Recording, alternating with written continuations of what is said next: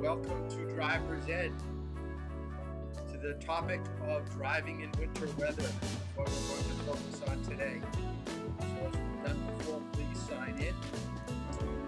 You'll see your names listed in the comments and also the text.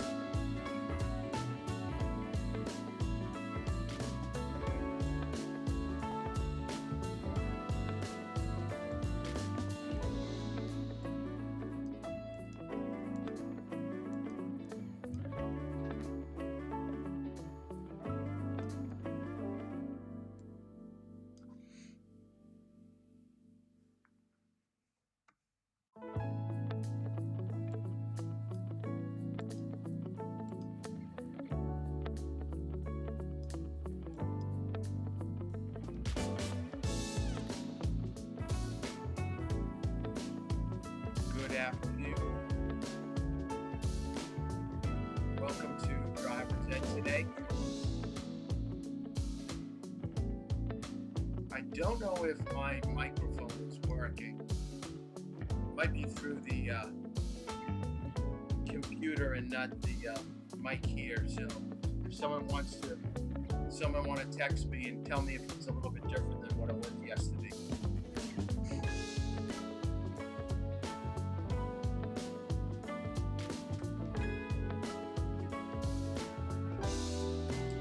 So today we're going to focus, and the manual didn't do a very good job really discussing hazardous driving conditions. So let's kind of get out of some here. So we're going to focus on the textbook and highlight particular areas of concern with driving with bad weather. Okay, it says mic is working. All right, so we'll have to see. I don't know if it's this one or if it's another one. Well, anyways, I thought I would get us in the mood for driving in winter weather. The interesting thing about winter and driver's ed is that if you take class from where you are now, there's going to be a good chance that your parents didn't do any driving with you up to this point. So the first time that you're going to experience slippery winter weather is when you're going to be all by yourself. You're not going to be with an instructor. You're not going to be with your parents. Probably won't even be with friends because you're going to be limited to the amount of time that you can be driving. So this is going to be a pretty interesting topic that we discuss. So I'm going to step out of the winter weather here and get us right into our topic. So this is a picture that I took off the Boston Herald probably about 8 years ago. And I thought it was such an interesting picture, not just because it's winter weather and people are crashed into one another, but it really kind of spoke volumes to what I want to go over today, is that something like this doesn't have to happen. And if you take a look at the picture real quick and start counting the number of vehicles that are piled up, I think I counted about 8 or 9 cars. Looks like there's about 7 tractor trailer vehicles. And this did not have to happen. Driving in bad weather does not have to always lead to a crash. Now, yes, there are going to be times when you think that you're doing everything correct and you're still going to have problems driving. But I'd say about 80% of the time that it snows, you should be able to handle the driving situation. Now, there are 2 things that broke down in this picture that caused this crash. Okay, so I want you to write this down, and this is going to be the focus of what we're going to be talking about with winter driving. The first thing I want you to write down: speed. All right, speed is a problem. Just because the speed limit is posted at 55, 45, 35, I don't care what the speed limit is, there is a point that you're going to lose control of your vehicle. So in your notes, what I want you to write down is that you're driving in winter weather to the point that you feel that it's not safe anymore. You're starting to feel a little bit of a waver to your vehicle. It's not tracking in your lane very well. You may feel the tires spinning, or when you're braking, you're sliding a little bit. This should let you know that is the maximum that you should be driving. You're going to have to back off that speed by 5 or 10 miles per hour, and you should be okay. And we're going to talk about what does that translate in number-wise with speed. So we'll talk about that a little bit later. Now, the second thing in this picture that I want you to write down why there was a crash, people were way too close to one another. I know that we're supposed to be 3 to 4 seconds away. It's got to be 5 or 6 in bad weather. So if you're 5 or 6 seconds away from the car that's in front of you, and you're going at a speed that is 5 to 10 miles below what you think is safe, you should not hit another vehicle. Now, this is where a problem like what we have in this picture is that there are always going to be some fools out on the road that is not adhering to that principle of a safe speed and a safe following distance, and now you're going to have to deal with people that are actually coming into your lane from multiple sides. They could be coming from the right, from the left. People in front of you are sliding and slipping, and now braking becomes a main concern for you. But I can't tell you enough. If your speed is adequate, if your following distance is adequate, then you're not going to have a problem in winter weather. So let's take a picture of or a video of what is one of our biggest concerns. An expressway slick with ice, black ice, thin, nearly invisible to drivers. The ice has caused a car to crash in the fast lane. Trooper Jeff Oken parks his cruiser to prevent a pileup. But behind him, drivers are approaching way too fast.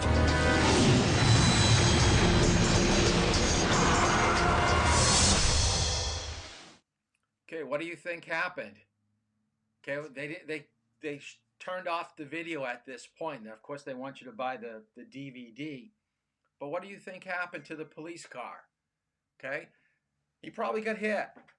The person was going way too fast, didn't see the situation up ahead early enough to make a lane change, and he probably was involved in a crash with a police officer. Not something that you want to start your day off with. So we've got to take certain steps to be in control. Now, because we didn't see the car get hit, and most of my classes go, oh, I wanted to see what really happened. Well, I did find another video clip that basically shows you people that did not adhere to what we just mentioned about the lower speed and the greater following distance. So let's take a look at some people that had some major issues driving in winter weather.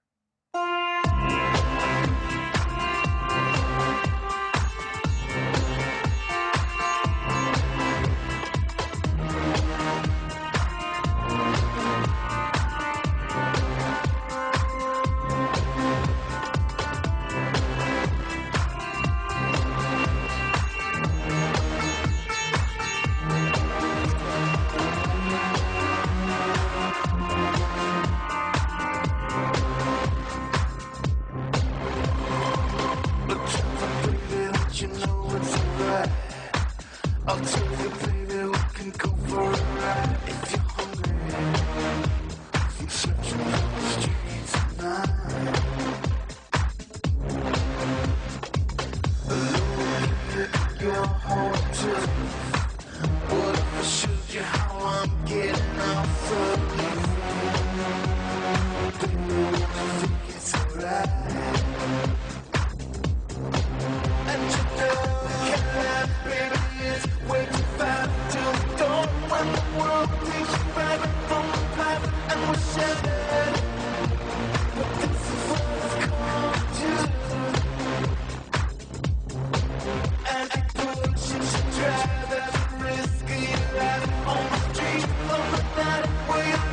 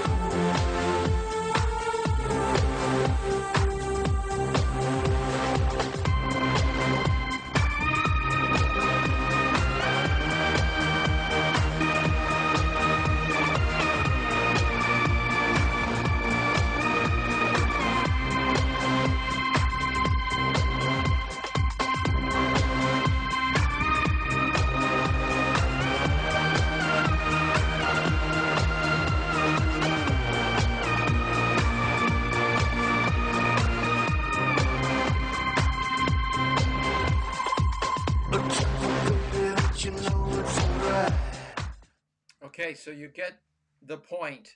A lot of people do not know how to drive in winter weather, and there are three types of winter weather.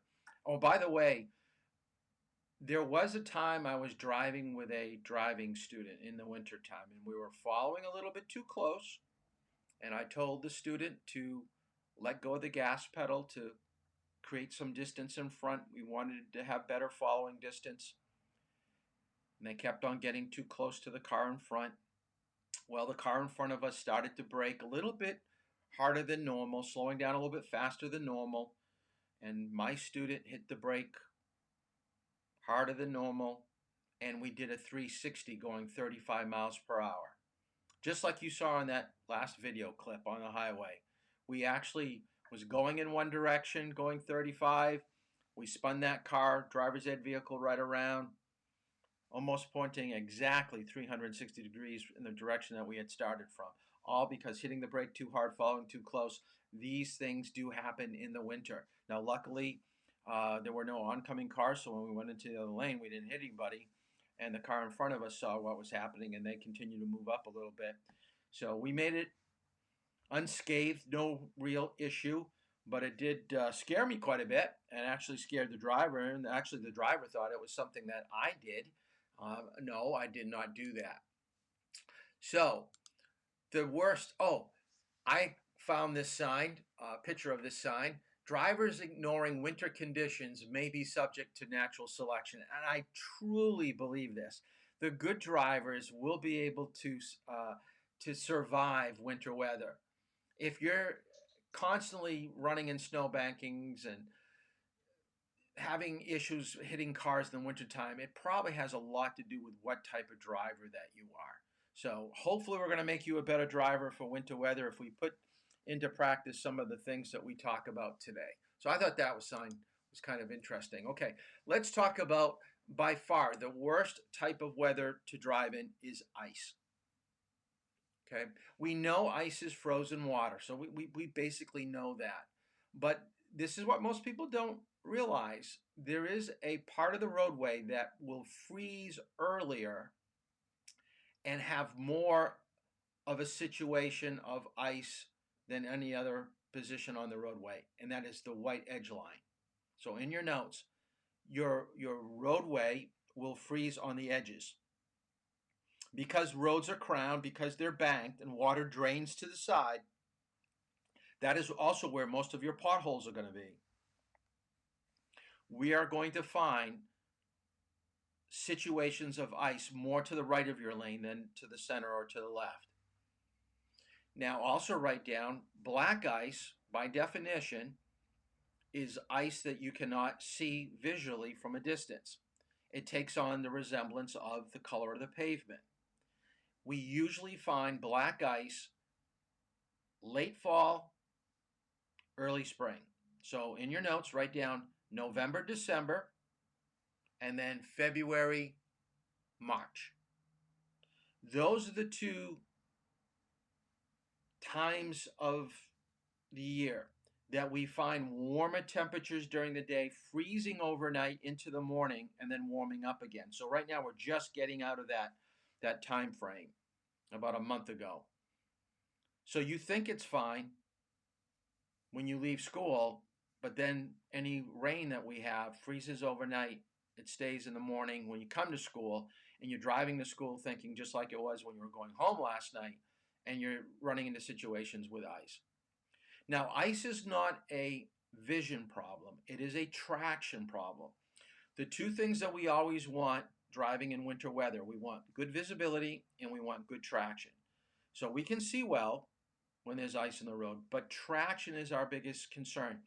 And I always tell people, if you really want to think about what it's like to drive on a roadway that really has a layer of ice on it, think about stepping on an ice rink or a pond that's been frozen with warm shoes. The rubber sole of your shoe still has some heat to it. You're going to slip and slide because you've got that warming up of your foot, the sole of your foot on the ice, and it's just sliding. It's just, you're not getting any traction at all. That is what your car is going to be like. The rubber of your tire is warm. The surface of the road is still very cold and frozen, and you are going to slip and slide. So here's where we're going to put a number to what our speed is. Oh, where should you drive on the road? You should probably drive towards center or left of center to get away from that white edge line. You do not want to get to where the ice is forming. So you want to stay centered or to the left of your lane if the road is pretty slippery. The speed you should drive is less than 15 miles per hour. Okay, could be 10, could be 8, depending on how bad the ice is. And there's something else about 15 miles per hour or slower that I want you to write down. If you can remember back to our lesson about airbags, airbags deploy at 15 miles per hour. If you're traveling less than 15 in bad winter weather and you hit the car in front of you, you're not going to have airbag deployment. You really don't need it, especially if you have your seatbelt on. But remember, the minute your airbag comes out, you have to get it replaced. You can't push it back in to the steering wheel. It just, once it's out, it's out.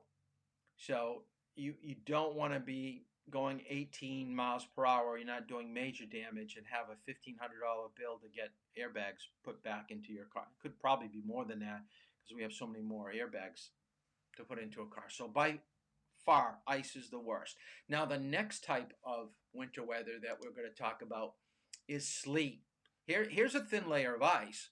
Here's a good picture showing you how rain will actually hit the speed limit sign and it starts to freeze. More rain will come and freeze, and it's getting more of a thicker layer of ice. So overnight, you probably had about 1/4 of an inch, and as it warms up in the day, notice that metal just allows that sheet of ice to slip down. So that's what you're finding on the road early morning. The other thing I want you to write down is that any place that you drive where you have an underpass. Now, this was in Massachusetts. This was in Worcester. The road was closed. Anytime that you're going over another roadway where you're basically on a bridge, that section of the road is going to be extremely slippery because you have air circulation. And remember, when they built the bridge here, it's made of metal. Metal will hold that cold temperature more than if you were just driving on your roadway to your house, because the thermal energy of the ground is going to keep the road surface a little bit warmer for a longer period of time. But when you've got air circulation, it freezes up early and it stays cold most of the day. You're going to have some real issues going over bridges. So remember, bridges freeze first. So sleet is the next type of winter weather that we've got to talk about. And how does it differ from ice? So it starts out as rain, and as it starts to get closer to the atmosphere, to the surface of the roadway, it will either be freezing, creating like hail, or it will be still liquid form or near liquid form, and then once it hits a cold surface like a roadway, then it will freeze up. So with sleet, because it is coming down from the sky, it's a vision problem as well as a traction problem. Now, it won't be too much of a traction problem as long as it's not building up and creating a thick layer. But what I want you to write down in your notes, it does become a vision problem because we do not have defrosters in our back windows. I'm not talking back side windows. That's what I should say. So when you're doing a lane change, you may have the defroster blowing just at the corner of your front side windows to see the side mirror. But when you make a shoulder check off to the left, to the right, you still could have sleet. And then when we talk about snow, snow could be there attached to the vehicle too, which is going to create a vision problem. People make unreliable decision making in winter weather because they're so used to making quick checks, left, right, looks clear, I'll pull out into traffic. But because sleet kind of distorts what you see out the side window, take an extra second or two to really see what you think you see. Don't think that because your first check was clear that you should be able to pull out into traffic. Take a moment to make maybe a little bit of a longer check, and then you should be okay to pull out into traffic. Where should you drive on the road? Now here, I would stay I would stay wherever tires have gone before me. And we call those tire tracks or tire wipes if it's rain. So where cars have driven in front of you, they've left a mark, left mark, right mark of their tires.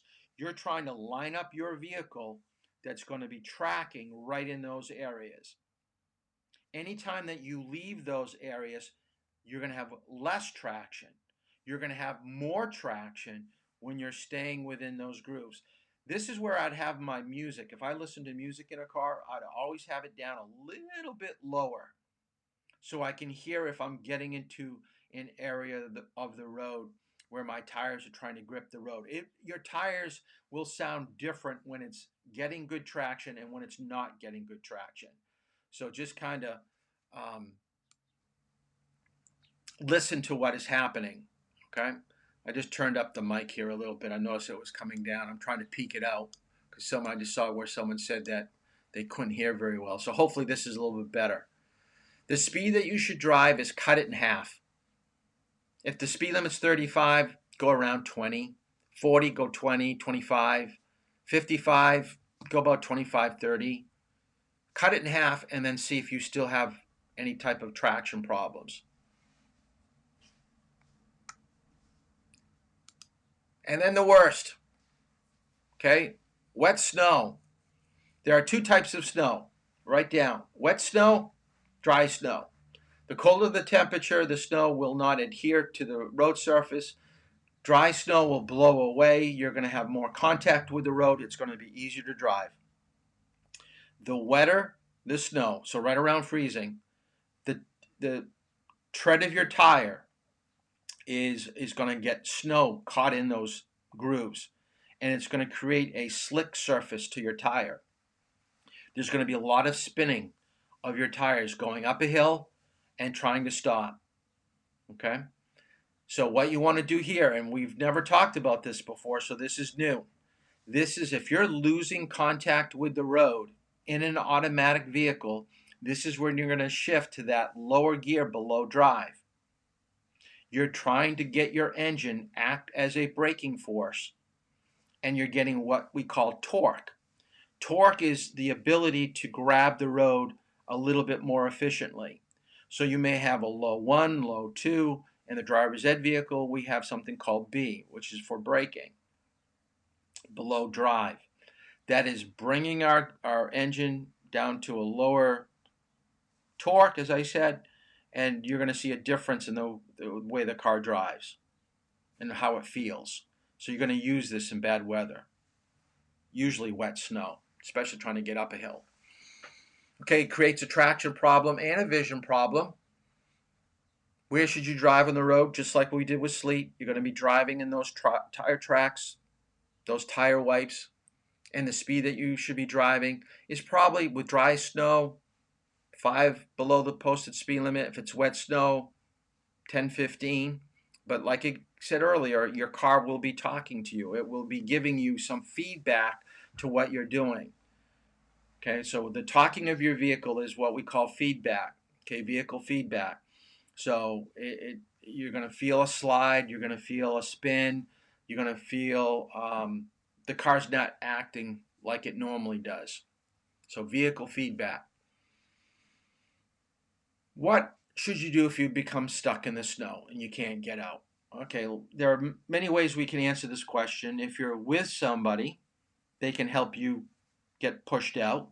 But what I want to advise to you is never get behind a vehicle at the trunk or at the front of the vehicle, at the hood, and be smack in the middle.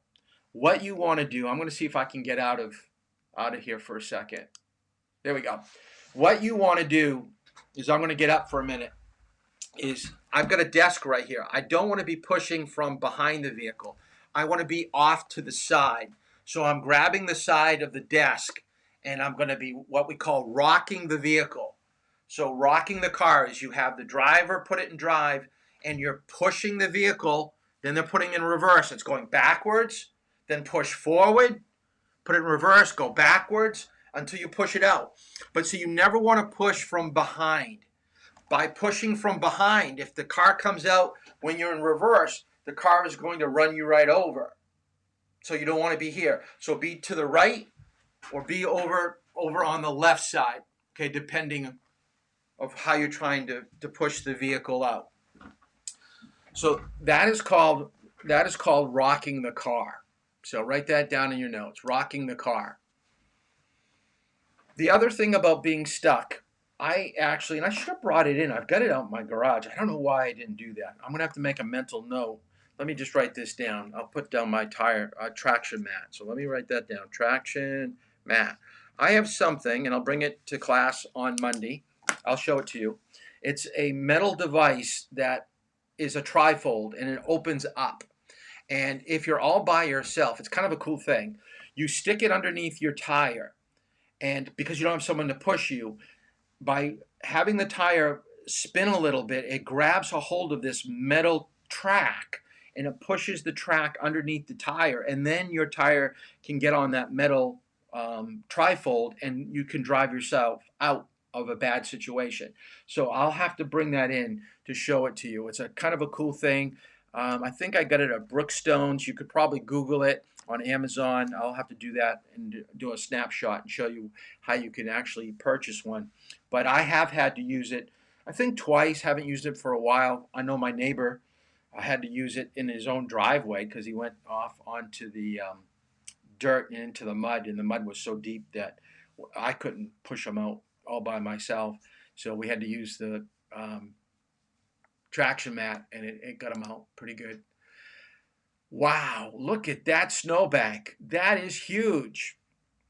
Driving in the winter is totally different because your visibility will be reduced at intersections. So write down in your notes, you're going to be extremely careful at driveways and at stop signs. Not so much traffic signals because they've cleared out the roads pretty well right there. But I find driveways and intersections with stop signs, they don't break down the snowbank. And by the way, this is not a real picture. This is Photoshop. You can almost do anything now with Photoshop. But I'll show you the next picture. This is real. Okay, that is a real picture. And if you take a look at it, the tractor trailer, okay, it's above the cab. These snowbankings are at least 9 to 10 feet high. Those are real. This is northern Maine. My son-in-law lives up in, or his family lives up in northern Maine. Okay, this is from Presque Isle, way up north. So that's a real picture. That's not Photoshop. So at the end of this intersection, it's going to be very difficult to see what's coming. Okay, let's go through some safe driving practices, and then I'll show you a clip of winter driving school, because there is such thing as a winter driving school, meaning it's not a whole driver's ed program, but it's like a 1 or 2 day program that they really take you out on a frozen track, and they have the car go into slides and skids, and they talk about what we did about pitch and roll and all that stuff. So what I would recommend, if you don't want to do the school, is go to a parking lot and get a feel for your car. Make your car go around in an empty parking lot and try to lose control. Now, I'm sure your parents are going to love hearing this, but you want to feel the car lose control, and then you want to try to regain control. You want to hit your brakes extremely hard and feel the ABS kicking in, because you don't want to be in real life traffic and then have your car do something out of the ordinary that you've never experienced before, and it's going to freak you out. And you'll probably overreact and make the situation worse. So go to a parking lot, stop real quick, spin your tires, try to make some turns, see if the back end will spin out, see if you can regain control of your vehicle. That is how you learn. Okay, is putting yourself in a situation where you feel the car lose control, then you regain control. So if you do this for about 15 minutes to a half hour on some Saturday, this winter coming up, it'll benefit you. It really will. Because most people will freak out the first time they lose control of the car in the wintertime. Stopping always early. Now here it says 3 times. I just like telling students, just stop early. Brake as early as you think you can. This is going to help the person behind you deal with your brake lights. and it's going to give you extra time and distance if you do start to lose control to regain control. So stop 2 to 3 times at your normal distance and get a feel for your car. Make sure that you always check your mirrors when you hit your brake in the wintertime to make sure people aren't following too closely. We've already talked about tires and how they make a big difference in stopping. We know ABS stands for anti-lock braking system. So if you don't have a car that has it, you're going to be pumping your brake pedal. But if you do have ABS, you're just going to hit the brake pedal as hard as you can, and the brakes will take over. So there is a difference in ABS and non-ABS cars. Most cars now have it. So how do we keep our vehicle in good driving condition? So I want you to write a few things down. Always keep a scraper. Very important to make sure the windows are clear and your car is warmed up. So warm defroster. Carry extra gloves, hats, because there'll be a day that you think that you're not going to break down, and you are, and you're going to have to be outside of your vehicle and you forgot a hat or gloves, and it's going to be cold. Or you could give it to somebody that's helping you, and they're helping you push you out. Carry, like what I said, a traction mat or a shovel. Dirt, extra weight in the trunk of your vehicle is going to be helpful. Maybe an extra coat in case you break down and you don't have any more fuel, just for added warmth. All these things you've got to think about when you go from season to season in driving. Now, there is a great debate about how long should you warm a vehicle. I am still from the belief that the colder the temperature, the longer the warm up. I think 5 to 10 minutes is adequate enough for near freezing temperatures. But once you get to below zero weather, you really want to be going closer to 15 or even more. And I will tell you, and most people don't realize this, is that your car will drive differently in extreme cold temperatures. You have a lot of different types of fluid in your vehicle. You have oil, you have gas, you have power steering, you have power brake fluid level, you have radiant coolant. All these things, they don't freeze to a solid state, but they do what we call congeal, which means they get thicker. Okay, so if you were to pour out power steering fluid when it's 60 degrees out, there'd be a certain flow to that. If you were to try to pour that out and it's 15 below zero, I'm telling you it's going to look different. Okay, remember, so this fluid is being pushed through your vehicle through lines, and the lines are very small, usually. So it's going to stay cold. So you want the heat from your engine to warm up all your hoses and all your fluids, so you're getting full benefit of all these fluids.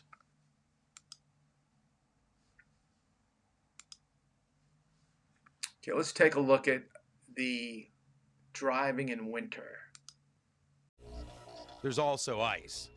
Ice on a roadway isn't like ice in a glass of water. You don't necessarily see it. If it's a sunny day, you can have glare on the road and it just appears that the roadway is wet when actually there is ice on the road, and it can catch you by surprise. If you have to drive on ice, slow down to a crawl. When it's freezing or near freezing, be extra careful on bridges, overpasses, and streets shaded by trees or buildings. These areas tend to freeze before the rest of the roadway, and they're the last to thaw out. If it's icy and you approach a curve, slow down before you get to the curve. If you suddenly slow down or speed up while turning, you will go into a skid. Like ice, snow can be deceptive too. Once it starts to pack down and then you have temperature changes where it melts some, freezes, melts some, freezes, then you end up with that icy condition again. And yes, you can see it, but it can still be very deceptive in terms of how slippery it'll actually be. Again, it's essential to slow down. If you're driving in packed snow, cut your speed to half of what you'd normally drive. To increase traction, use snow tires or tire chains placed over the tire tread. Whether you're driving in snow or rain, the American Automobile Association gives 7 tips for safer driving. 1. Prepare in advance. Clean your windows and lights. Check the tread and pressure of your tires. Check your windshield wipers, headlights, and other equipment to make sure they're in good working order. 2. Be extra careful. Drive slower and allow extra space between your car and others. 3. Drive in the tracks of the vehicle in front of you. Since those tracks are drier than the surrounding pavement, they provide better traction. 4. Give plenty of advance notice to other drivers. If you plan to turn or slow down, let other drivers know early enough so that they have time to react safely. 5. Be alert. Watch for pedestrians trying to get out of the weather. 6. Keep your low beam headlights on. This helps you to see better and helps others to see you. And 7. Ease your way into turns or curves, avoiding any sudden starts and stops. A few tips for when you and bad weather meet out on the highway. Okay, hopefully that was somewhat helpful. It's always good to see videos of what we're talking about. It kind of reiterates what we're talking about.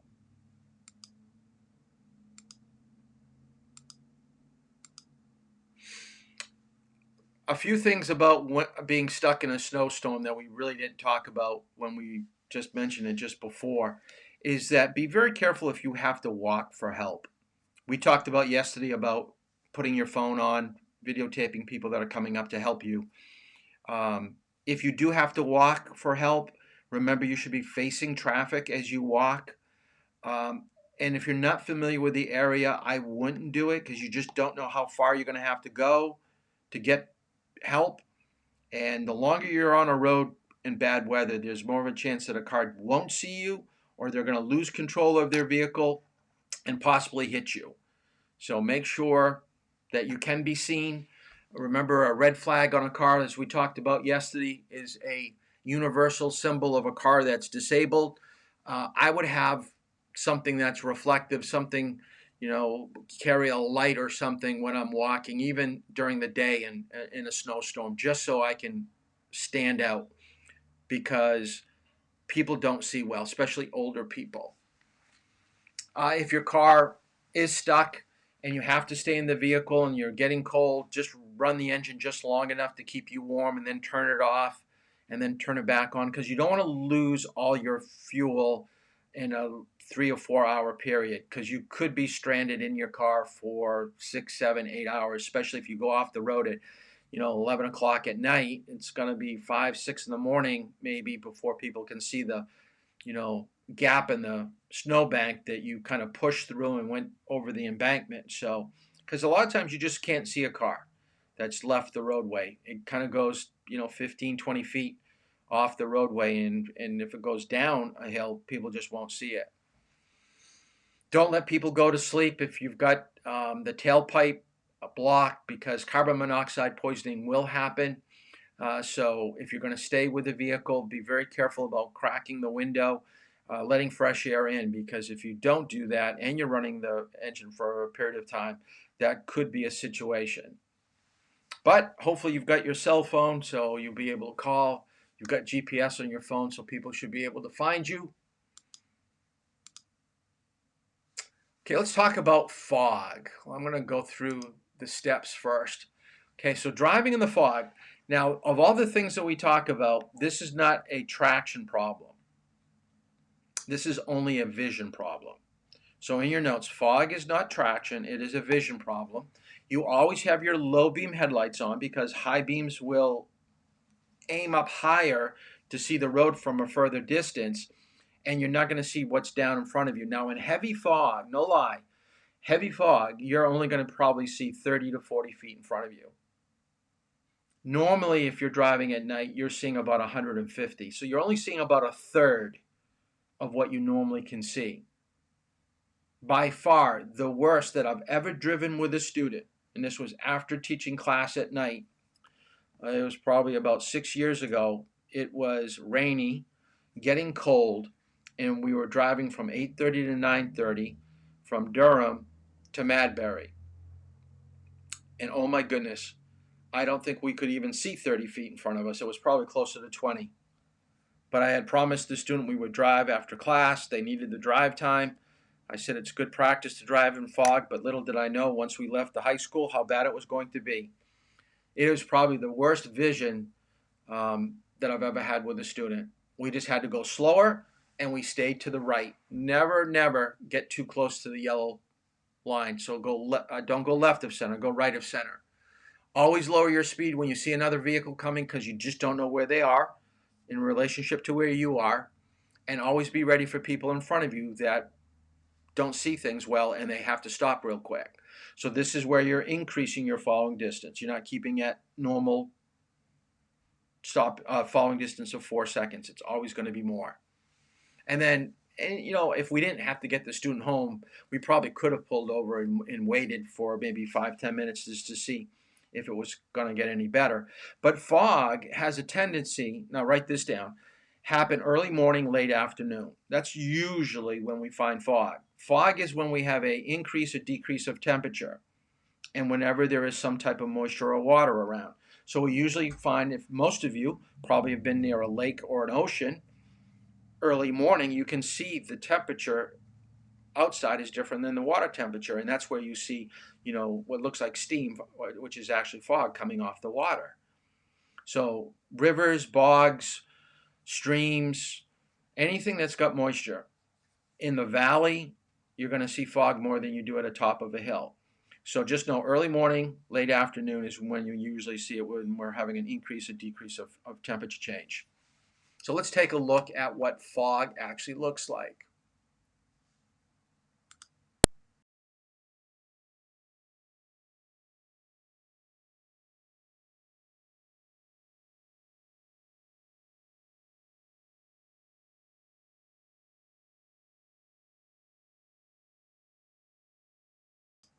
By the way, this does not have sound. It's just a video that's showing you the signs, so it's giving you an idea. You can't see, zero visibility. And as you could see, that's what it looks like out the window.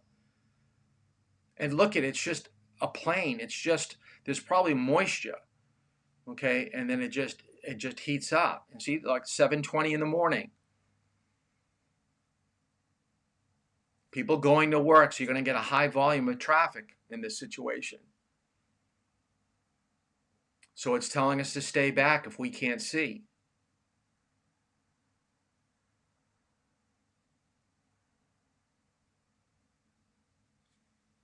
So apparently a truck just clipped the end of another vehicle. Was either going too slow or he just drifted over the center line. It's all because of their speed and their position. So find that white line and hug that white line.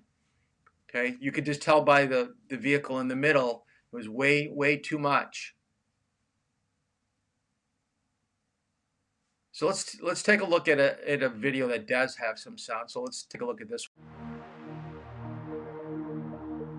Fog is considered the most dangerous of all driving hazards. The best advice for driving in fog is don't. It's simply hard to see what's around you. If you must drive, then slow down and turn on your low beam headlights. The low beams help you to see and help others to see you. Driving instructor Zandrea Baldwin emphasizes to use low beams, not high beams. If you have your high beams on, the glare is going to come back toward you from the fog. The fog is pretty much like a light, and if your light is shining against the fog, it's going to glare back into your windshield, and it could actually cause temporary blindness. Because of the reduced visibility, it's vitally important to slow down and stay slowed down. Also, use the right edge of the road as a guide rather than the center line. This can help you to avoid running into oncoming traffic or from becoming distracted by oncoming headlights. And don't be too proud to ask for help. Get your passengers involved. Have the passengers help you out, checking blind spots and things of that nature for you. If the fog gets really thick, signal and pull off the road to a protected area. Then wait for the fog to let up. While pulled over, turn on your emergency flashers to make your car more visible to others. A final note, whatever you do, don't stop in the middle of the roadway, no matter how thick the fog is. That almost guarantees that someone will hit you from behind. Again, it's best not to drive in the fog at all. If you have to, stay alert. I'm Katina McHenry. Okay, so those are very good tips for driving in fog. Here's a situation in California. You can tell from the top picture, a guy standing on top of the vehicle. He's looking inside his car. This happened early morning, just north of LA. And in the article, I'm not going to read the whole thing, but I want to point out a few things. There were 194 cars that ran into one another. 194. Can you imagine how long it must take a tow truck or a number of tow trucks to get out and start pulling all those cars apart? Okay, you're definitely not going to get to work on time. Even though your car is still drivable, it's involved in this mess and you're stuck. Oh, if you're on a highway like this highway had about 5 lanes. So write this down. When you're driving in bad weather, it can be fog, can be snow, always drive in the right lane. You know why? It's because if cars start going out of control and you're in a middle lane, you still got cars to the right and to the left of you. If you are in the slow lane, in the right lane, you always have that breakdown shoulder to move into. And if cars are all piled up, you'll be able to go all around those vehicles to get off to your next exit. So always stay in the right lane in bad weather. Don't get caught in the middle or the left lane. That's a problem a lot of people don't realize. And the problem here is that they were going too fast for what they could see. They were going about 25, 35 miles per hour, and they could only see 50 feet. But if you take a look at a graph that talks about stopping distance, to stop at around 30 miles per hour, you need basically about between 55 and 63 feet. So they could only see 50. So there's about 5 to 13 feet that's not accounted for. So where's that 5 to 13 feet? It's the vehicle in front of you that you're hitting. So in their mind, they thought that they had a decent following distance and they were going a decent speed, but they didn't realize the science behind stopping and the true stopping distance. Remember, we talked about, reaction distance and braking distance. Well, you got to add those two up. Most people only think about their reaction. They don't think about the braking part. So that's fog. Let's talk about some things that we will not encounter here in New England. But I figured that let's include this because it's in the textbook. It's in responsible driving. So I figured let's include this in our discussion for today. So I want you to write down in your notes that when you drive to other parts of the country, you're going to have these 3 situations that may arise. Now, wind, yeah, we could probably get high winds that it could create a problem, probably not to the extent that I'm going to show you in a moment. So I want you to write down high winds, hail, and sandstorm.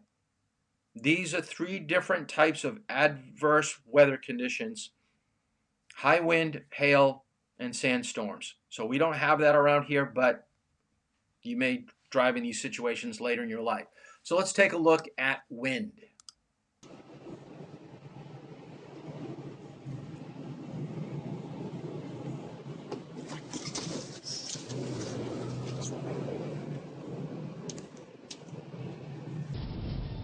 This is one reason why I would stay behind a large truck like this. I would never drive side by side on a highway with a large vehicle.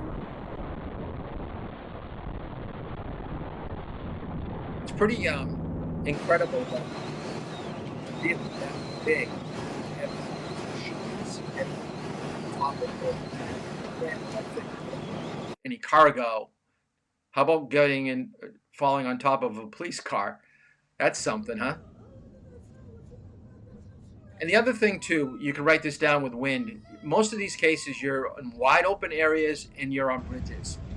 So be very careful when you're on a bridge. I think this is the Golden Gate Bridge. So be very careful when you're driving into these situations. Think about what's behind you, what's in front of you, what's beside you.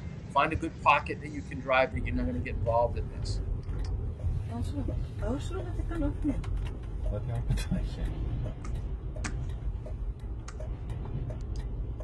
Okay, let's take a look at driving in wind. No, we just did wind. Let's do sand.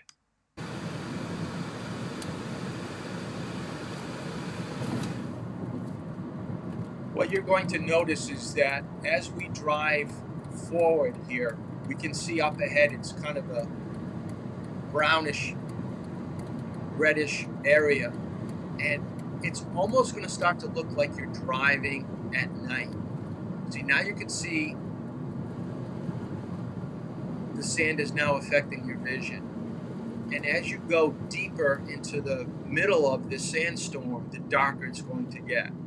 So even though you know it's like 11 o'clock or 12 o'clock in the morning, wow, you still got to have your headlights on. And you've got to brake early. You've got to let people know what you're doing. But see how it's getting darker? And if vision, and this would be like driving in fog more than driving at night, because you're not going to penetrate the sand, just like you can't penetrate the fog.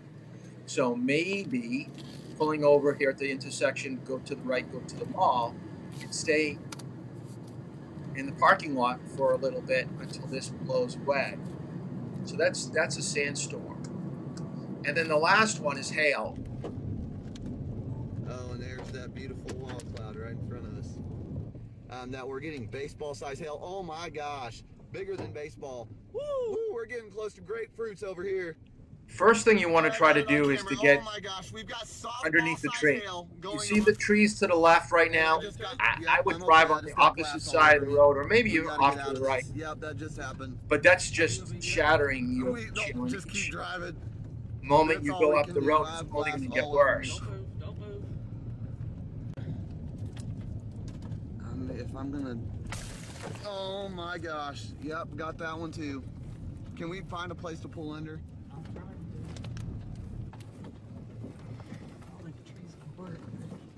Oh my gosh, this is the biggest hail I've ever seen. Oh, and it's I'm covered in glass. This, What do you want me to do? there's nothing you can do, man. Pull up beside that building. We've lost our windshield.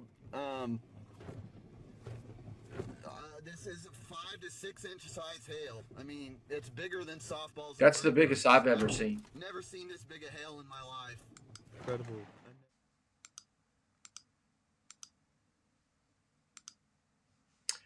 Okay, a type of weather we're going to encounter all 12 months is rain. Rain is more of a vision problem than it is a traction. Now, the only time that rain gets to be a traction problem is if the water is staying on the surface of the road that is deeper than the tread of your tire. And if your tires are starting to get worn, hydroplaning can happen. Hydroplaning is like skipping a stone on the surface of water. It hits the surface, it rises out, goes back in, comes back out, goes back in. So most roads, because we know that they're built crowned or banked, will have the water draining off to the side. So in rain, you're going to be centered in your lane or left of center. And if you think that your tires are bad, just drive slow. Just drive slow. In the summer months, when it starts to rain, we find that it's dangerous at the first half hour. It's because oil, underneath your vehicle drips onto the road surface or on a parking spot that you're parking in.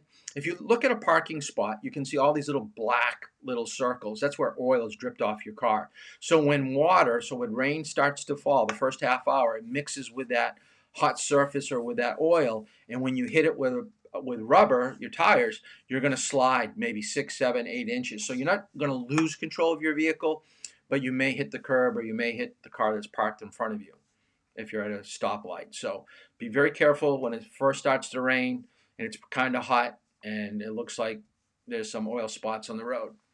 In the fall months, wet leaves have a tendency to pile up. It's just as slippery as ice. So be very careful on your country roads when you're coming around a corner, because you're going to grab the top layer of the wet leaves and then your car is just going to push and slide. So go slow. Headlights should always be on. In some states like Maine, if your wipers are going, your headlights have to be on. And I believe in Maine it's a $132 fine. So make sure headlights are on in bad weather. I like having headlights on all the time. So when you drive with me in the driver's ed vehicle, I don't care if it's 85 degrees out and perfectly sunny. We're going to have our what we call day running lights on. So you probably have seen a lot of cars driving around with headlights during the day, and that's why. What's the difference between a pothole and a puddle? A puddle holds water, but it holds it at a very subtle like a basin. Okay, so you come into a puddle very slowly, and then you come out of it slowly. A pothole drops right down. It's like a bucket. So your tires are going to go down into the bucket and then come back up out on the opposite side of the bucket. And a puddle doesn't usually hold a circular, um, it doesn't look circular. It's more amorphic. It just doesn't have a true size. So be very careful going through water. You want to hit the edges of it. Never want to go through the middle portion of it. And know the difference between a pothole or a puddle, because even though both hold water, potholes are going to cause a flat tire, and it's going to wreak havoc on your alignment. So try to straddle or avoid these situations at all times. Here's a person that you cannot see in your side view mirror. So those red lines are indicating there's a person driving right there. This is why headlights are so important. Hydroplaning is when your tires, as I said earlier, rides up on top of water. It usually increases on back roads because we don't build back roads like we do our main roads, and water has a tendency to stay on the surface more. But the thing I want you to write down is the 35 miles per hour, and the last bullet here is that you can't brake, accelerate, or steer. So when you're skipping or riding on top of water, you cannot. There's no portion of your tires that are gripping the road to allow you to brake, to steer, or to accelerate. So you've got to wait till you have your car back onto the roadway, and then you're going to regain control. Right? It's definitely interesting. I've only had it happen a couple times, so it wasn't complete loss of control. It's more like I said, skipping stones on top of water. So reduce your speed in heavy rain and slushy conditions. We've talked about standing water and puddles. We've talked about our tires and inflation. Keep a steady speed, going straight ahead. That way, when you're losing contact with the road, that you're pointing where you want to regain control when you come off of the hydroplane area. Okay.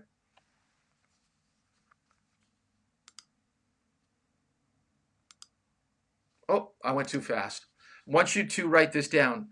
More people are dying at night than they do during the day. So the fatality rate is 3 times greater than daytime. This could be a final question. Hint, hint, hint. Okay, why are more people dying at night than during the day? Well, it's because of high-risk groups, and you are in one of those high-risk groups. Drivers between the ages of 16 and 24 have more crashes when it's dark than they do when it's light out. Elderly people have more accidents at nighttime than they do during the day because they can't see as well. Their reactions aren't as good as yours. And the last group of people that have problems driving at night, that's when you're going to find all your drunk drivers and people under the influence of illegal drugs. Not that you can't be a drunk driver at 10 o'clock in the morning. Absolutely. 3 o'clock in the afternoon. Absolutely. But a lot of times people wait for the weekend at night. They wait till they get off work on a Wednesday, and they start drinking at 6, and they have their crash at 8:30. Be very careful when you're driving at night. Be careful of the young person that's driving too fast over a hill, around a corner. Be careful of the older person that's crossing the center line because he doesn't see the road. Be careful at night for the drunk driver that's coming at you. You have to be on guard. Overdriving your headlights means that you can't stop within the distance that your lights illuminate. So if your lights are shining about 100 or 150 feet, that's about low beam now. They go a little bit further than 100 feet now because of the halogen headlights. But 350 is going to probably be your high beams. That's about the length, a little over a football field. Okay, you're going to see at least that distance. And at higher speeds, you need that. So your high beams have to shine quite a distance. But I do want you to know this last bullet. Your headlights have to be on by law. So if you're in a gas station pumping gas and you pull off onto the main road, it's well lit in a gas station parking lot, you may think it's fine that you can drive away. You forgot to put your headlights on. But a quarter of a mile down the road, you don't realize your lights are on. You're going to get pulled over. So a half hour after the sun sets to a half hour before the sun rises is when you need to have your headlights on. Now, if you don't have a driving record and they pull you over for something like this, it's probably going to be what we talked about earlier, a verbal warning. But if you've got a bad driving record, it could just be piling on by the police officer. He's going to teach you another lesson.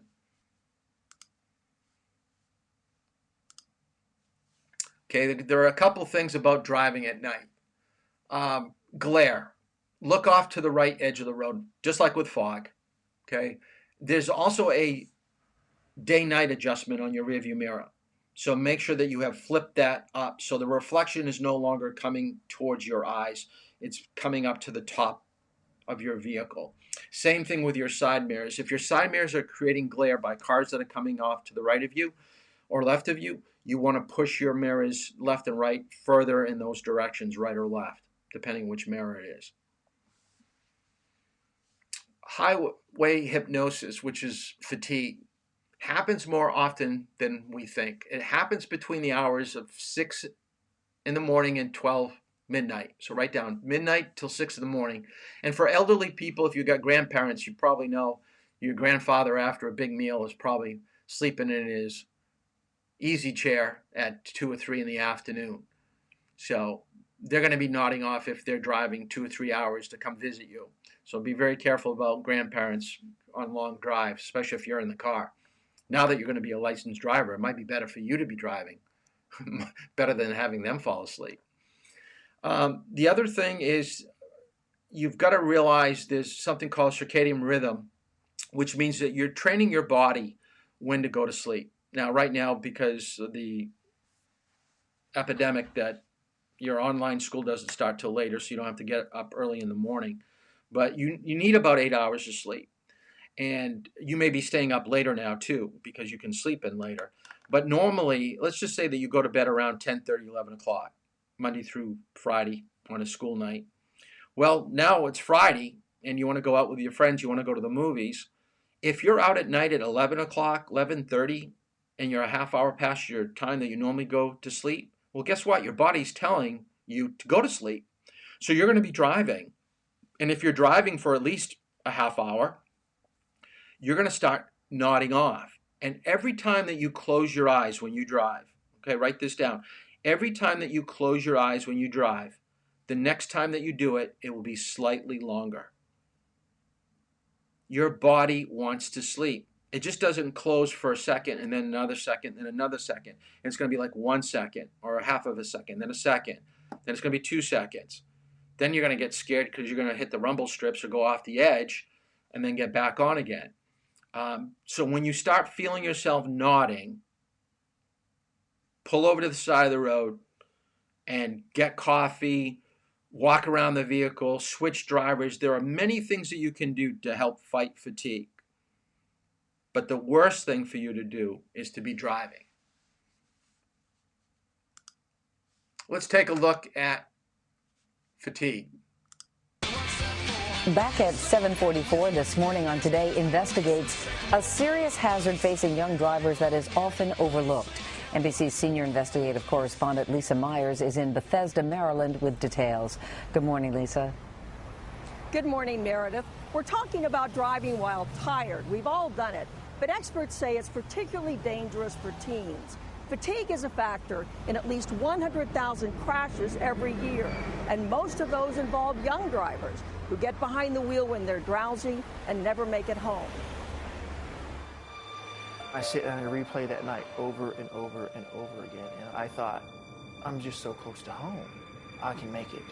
That night, Rusty Burris was 18 years old with a bright future. But driving home from his girlfriend's house, his life changed forever. I knew I was tired, but I didn't really feel that I was that tired. And driving home, I got just a mile from home and fell asleep at the wheel. In seconds, Rusty's car drifted off this country road and rolled over. The impact crushed his roof and his spine. Rusty would never walk again. I've fallen asleep and crashed my car one time, and that's all it took. Experts say every day Millions of teens are dangerously tired when they get behind the wheel. More than a third of teens say they drive drowsy on a regular basis, and more than half of all fatigue-related crashes involve drivers under 25. It's a huge problem, and it's probably bigger now than it was in the past. Tom Balkin is president of the National Sleep Foundation. He says adolescents go through changes in their circadian rhythms that make it nearly impossible for them to fall asleep before 11 p.m. Combine that with early morning classes, after-school jobs, and late-night socializing, and it's easy to see why teens are chronically sleep-deprived. The average college student needs about 8.5 to 9.5 hours of sleep. Virtually none of them get that. In fact, they average 6 hours of sleep per night. So how can fatigue affect their driving? Today's show, how may I help you? To find out, we set up an unscientific experiment with 3 Today Show interns, Patrick, Meredith, and Brian, all college students who habitually drive after not much sleep. Last summer, I was driving tired almost every day. When it's final season, there's no sleep. That's when the drowsy driving starts to kick in. For our experiment, we kept our kids up for an entire night, no naps or caffeine. Experts told us that would simulate the level of fatigue students typically suffer after a week of insufficient sleep. You don't want to hit a cone. Then we brought them here to the Skip Barber Driving School in Connecticut, where with safety instructors by their side, we put them through 2 road tests, a tight, twisty loop, and an emergency lane change. We're testing today their ability to instantaneously react to an unexpected situation. Hitting any cones would be the equivalent of a crash in the real world. The day before, all 3 had driven these courses wide awake and aced them. I haven't hit any cones, and I think it's not that hard. I feel pretty confident. Once you got the hang of it, it wasn't that bad. But watch the difference when they're drowsy. Our kids swerve wildly through turns, hitting cone after cone after cone. If that had been a real-world situation, he would have had a pretty violent crash. Inside the car, you'd never know it. Even as they crash, our drowsy students remain slack-jawed and dazed. Patrick clearly is giddy. He almost seems drunk. In many ways, driving drowsy is very much like driving drunk. We showed the video to Tom Balkin, our sleep expert. He says drowsiness, like alcohol, can severely impair a driver's reflexes, judgment, and awareness. Should parents be as worried about kids driving when they're too tired as they are about them texting while driving or driving drunk? Absolutely. Especially, he says, on long, boring roads like the one where Rusty crashed. So we also tested our kids on this monotonous 2-mile track, each driving it for half an hour. At first I thought I did okay. You know, I thought I was in control. But their dead stares tell a different story. Balkin says these are signs of a dangerous condition called microsleeps, where your eyes stay open, but your brain is falling asleep. And this is the kind of situation where anything unexpected actually could throw them. Like these surprise cones. We put them up on our kids' final lap to simulate a stopped car or a person unexpectedly in their path. Before the test, we made sure an alert driver could easily stop in time. But watch our drowsy kids. Whoa. They're so disoriented, they barely hit the brakes. Whoa, okay, that was fun. I just killed somebody, didn't I? Imagine if that cone had been someone's pet or child. After I sat there for a minute and realized what I did, that's a tough pill to swallow. That was an eye-opener because that thing that you never know is going to happen that will just come out of nowhere. That's what you have to be prepared for. And if you're tired... Okay, those could have been pedestrians, especially that last little test that they've made those college students do. And the thing about fatigue is that we always think that we're in control until we're not. It's the easiest thing to say, it won't happen to me, it's not that big of a deal, and you don't even know that it's happening half the time.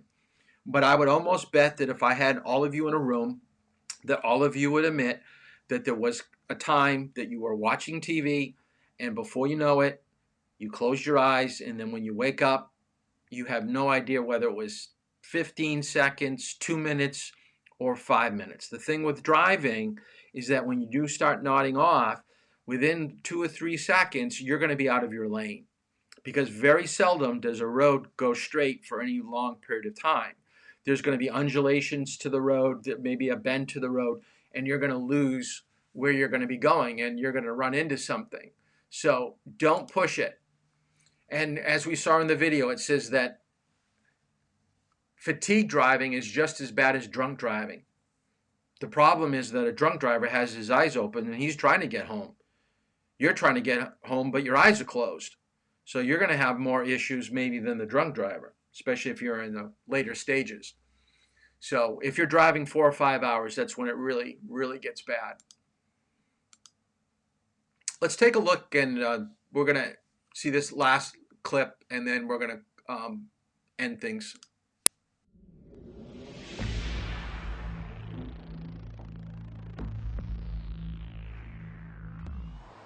Volvo Cars now introduces So this is a what new technique that car warns companies are tired doing or to help us fight unconcentrated fatigue. drivers So before they risk becoming a danger to technology is traffic. so good. This is We're world taking news these that will steps. save So lives. if you're not going to take care of your The body, new then technique the that is car's going called to take care of driver you. alert control is based on a camera and a number of sensors that read off the sidelines and other markings on the road in order to discover whether or not the driver is tired and unconcentrated. Simply explained, the technique is based on how the car behaves on the road. A control unit stores the information and then makes an assessment as to whether the driver should be warned by means of an audio signal. Driver alert control is a system that analyzes the driving behavior of the driver, and if it detects that the driver is unconcentrated or tired, it alerts the driver. Tiredness-related traffic accidents are a global problem. In the USA, the National Highway Traffic Safety Administration estimates that 100,000 traffic accidents per year are caused by tired drivers who fall asleep at the wheel. Of these accidents, 1,500 people are killed and more than 70,000 injured. Volvo's new technique is therefore welcomed with open arms. We think it's great that the automakers are putting this kind of technology into vehicles. You know, we're seeing things like drowsy driver alert. We're looking at efforts to mitigate the collisions, that is, apply the brakes before they happen. This is very good technology, we hope. Ultimately, we'll be doing research on it to see just how well it works in real crashes. The problem with tired and unconcentrated drivers is the same in Europe. And at the Swedish Road Administration, they are convinced that this new technique will both reduce the number of tiredness-related So he's actually driving. See how he's going off the edge of the road? Before you know it, I think as a without the complement beeping, to he's going to hit the prevention, guardrail. Or crash injury prevention, which industry has worked with for many, many years, to complement that with an accident reduction in those modern systems is a very positive trend that we see. A huge amount of research lies behind the driver alert control, and several studies show that distracted drivers cause up to 90% of all traffic accidents. We've been driving with a lot of different test subjects, both on test tracks and on public roads, just to see that the system can detect that the driver might be unconcentrated or tired, and also that it doesn't give any false warnings.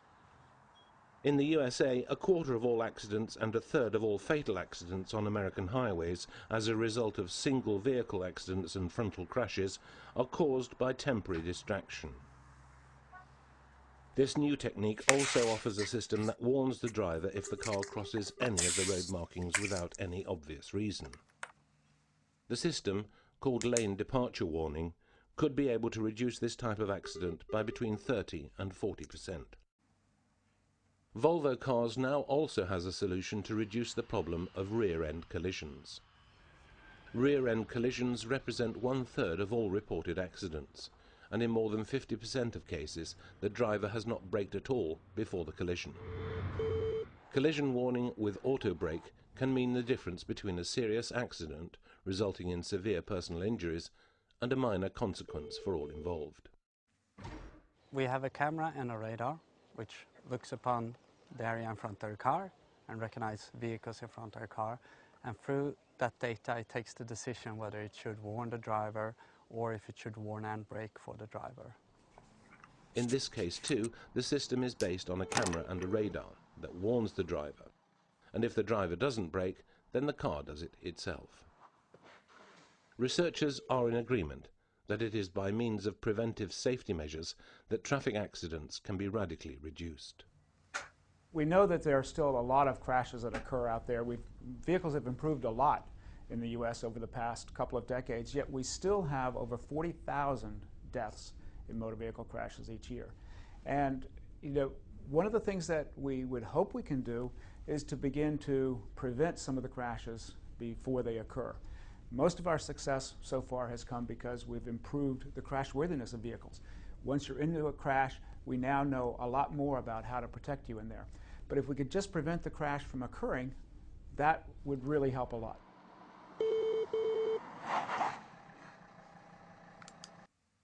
An expressway slick with ice, black ice. Whoop, went to the wrong thing. All right.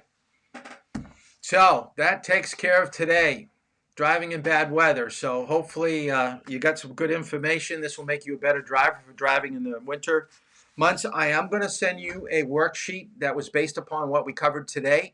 I want you to read chapter 18 in the textbook, Responsible Driving, do the chapter test like you've been doing. Monday and Tuesday, we'll be going through alcohol and drugs. We're going to start with behavior, and then we're going to talk about penalties on Tuesday. I think we had a full class today, which is the first time in a long time. So thank you, everyone that showed up and viewed today's class.